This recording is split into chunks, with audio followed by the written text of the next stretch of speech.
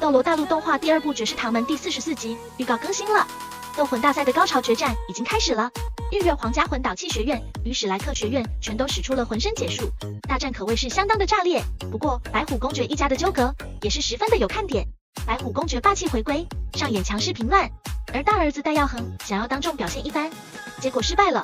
反倒是霍雨浩暗暗发誓，要让戴浩给母亲忏悔。先点赞后观看，人生必定更灿烂。斗魂大赛虽然在星罗帝国的帝都举办，但是刚开始白虎公爵并没有来到现场观战，因为白虎公爵是边疆大吏，日月帝国又虎视眈眈，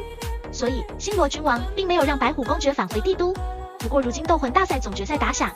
星罗君王也是召回了白虎公爵，让他一睹史莱克学院与日月皇家魂导器学院的大战，顺道看看自己大儿子的表现。预告透露，白虎公爵代号不愧在边境驻守了那么久，整个人都散发着军队统帅的强大气势，而且一登场就上演了强势平乱，相当的霸气。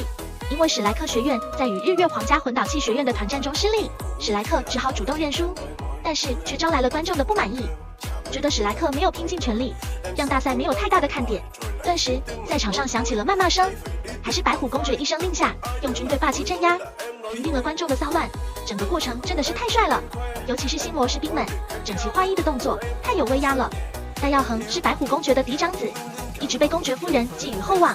而戴耀恒那么拼命努力修炼，也正是想得到父亲的认可。当戴耀恒看到总决赛上父亲现身观战，自然是想好好的表现一番，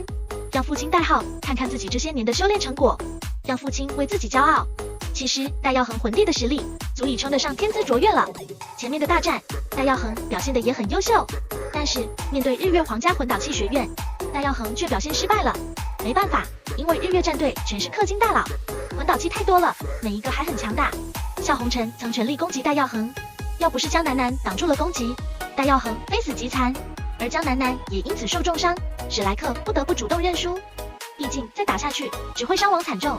可也因此戴耀恒没有在戴浩面前来一个开头秀，心中也是十分的愤怒。不过在个人赛中，戴耀恒凭借心中的执念，好好的表现了一把。看着白虎公爵戴浩耀武扬威，霸气十足的样子，戴耀恒心中向往，但是私生子霍雨浩却不这么想。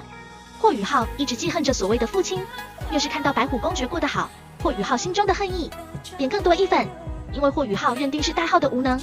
才导致自己母亲郁郁寡欢，被人折磨而亡。霍雨浩看着看台上的白虎公爵戴浩，心中暗暗发誓，一定要让他跪倒在自己母亲的坟前忏悔。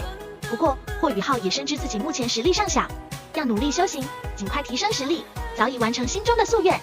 以上就是本期的全部内容，您们怎么看待霍雨浩对戴浩的恨意呢？欢迎一起讨论。我是小红，感谢收看，记得点赞视频，订阅频道，我们下期再会。